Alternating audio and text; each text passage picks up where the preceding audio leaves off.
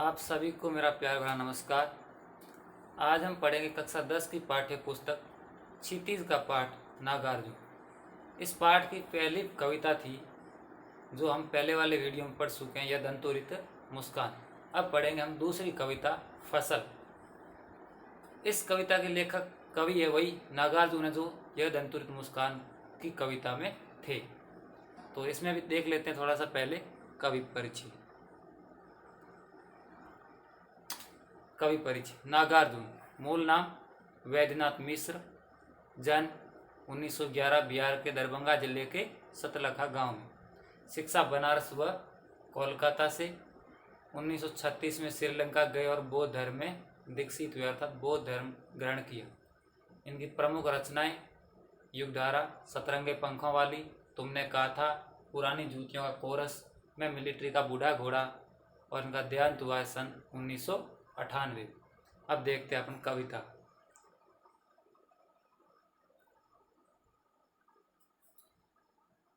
कविता का नाम है फसल और इसका पहला पद्यांश देखते हैं। एक के नहीं, दो के नहीं, ढेर सारी नदियों के पानी का जादू। एक के नहीं, दो के नहीं, लाख लाख कोटि कोटि हाथों के स्पर्श की गरिमा। एक की नहीं, दो की नहीं, हजार हजार खेतों की मिट्टी का गुणधर्म। फसल है क्या? यहाँ पर कवि नागार्जुन है वो फसलों की महिमा पर प्रकाश डालते हुए कहते हैं कि जो फसलें फल फूल रही है, बड़ी हो रही है, ये एक के नहीं, दो के नहीं, ढेर सारी नदियों के पानी का जादू है।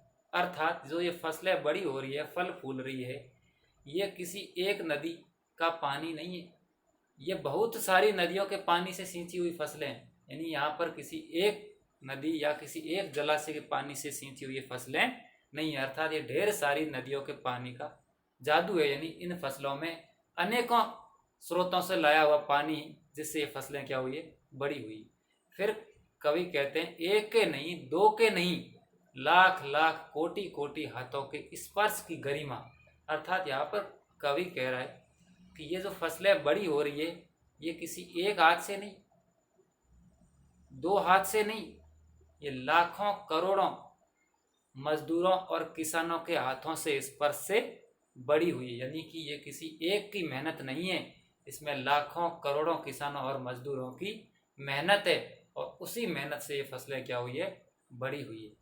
फिर आगे नागार्जुन कह रहे हैं एक की नहीं, दो की नहीं, हजार हजार खेतों की मिट्टी का गुणधर्म।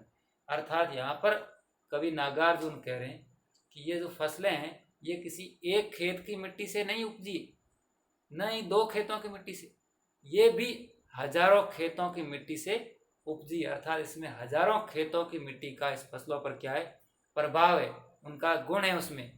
यानी कि ये फसल है, ये किसी एक नदी के पानी से तैयार नहीं हुई है, किसी एक व्यक्ति ने इनको तैयार नहीं किया है और न ही कोई एक खेत में ये उपजी। यानी कि हजारों नदियों के पानी से, हजारों लाखों करोड़ों मजदूरों और किसानों के सहयोग से और लाखों खेतों की मिट्टी से ये फसलें तैयार होकर बड़ी हुई है। अर्थात यहाँ पर कवि यही कहना चाहता है कि जो फसलें हैं इसमें किसी एक की मेहनत नहीं है, बल्कि पूरे देशवासियों की मेहनत है और उसी मेहनत का फल है कि हमारा भारत देश है वो फसलों से भरपूर है और यहाँ पर अन्न धन की कोई कमी नहीं। आगे कवि नागार्जुन क्या कहते, फसल क्या है? इसके बाद कवि वो खुद से प्रश्न कर रहा है, क्वेश्चन कर रहा है कि फसल क्या है।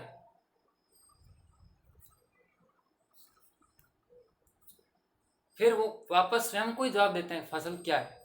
वो कहते हैं और तो कुछ नहीं है वह, यानी फसल और कुछ भी नहीं है, नदियों के पानी का जादू है वह।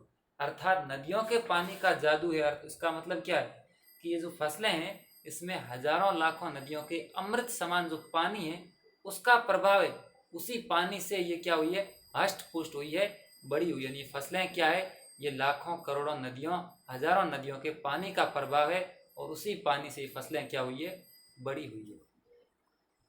महिमा, महिमा का अर्थ क्या है, महत्व। आगे क्या कहते हैं, हाथों के स्पर्श की महिमा है। यानी ये फसलें क्या है, हाथों के स्पर्श की महिमा है।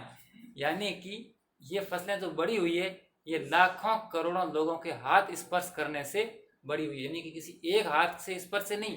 ये फसलें क्या है, लाखों करोड़ों हाथों ने मेहनत की है और उन्हीं मेहनत से फसलें क्या हुई है, बड़ी हुई। आगे क्या कह रहे लेखक, भूरी काली संदली मिट्टी का गुण धर्म है, अर्थात ये फसलें हैं जो बड़ी हुई है, ये क्या है, ये हजारों लाख, ये भूरी काली संदली अलग अलग मिट्टी का क्या है, गुण है, अर्थात अलग अलग मिट्टी से ये उपजी है।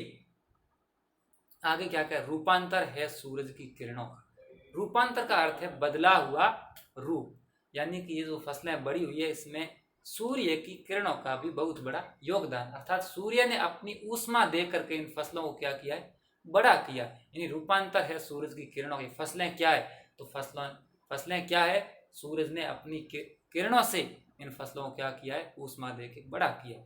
सिमटा हुआ संकोच है हवा की थिरकन का, यानी कि थिरकन का अर्थ है लहराना या नाचना। यहाँ पर कवि कह रहा है कि जो हवाएं हैं वो भी लहरा कर इन फसलों के अंदर समा गई है और उनका ही रूप क्या है, बन के ये फसलें हुआ था। फसलों को बड़ा करने में किसका योगदान है, हवा का भी योगदान है। यानी बात कवि यहाँ पर यह कहना चाहते हैं कि फसलें क्या है, फसलों को बड़ा करने में किसका योगदान है, नदियों के पानी का, मजदूरों और किसानों के हाथों का योगदान है, हर एक खेतों की काली भूरी संदली मिट्टी का योगदान है।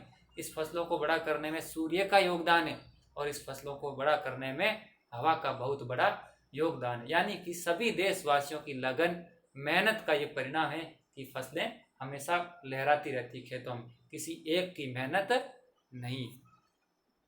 तो मैं उम्मीद करता हूँ कि ये कविता आपको अच्छे से समझ में आई होगी। फिर भी कोई डाउट है तो आप कमेंट बॉक्स में जाइए और अपनी समस्या को लिखिए, समाधान करूँगा। इसी पाठ के प्रश्न उत्तर देखने के लिए इसी वीडियो के डिस्क्रिप्शन बॉक्स में जाइए और लिंक पे क्लिक करके देखिए। थैंक यू, धन्यवाद।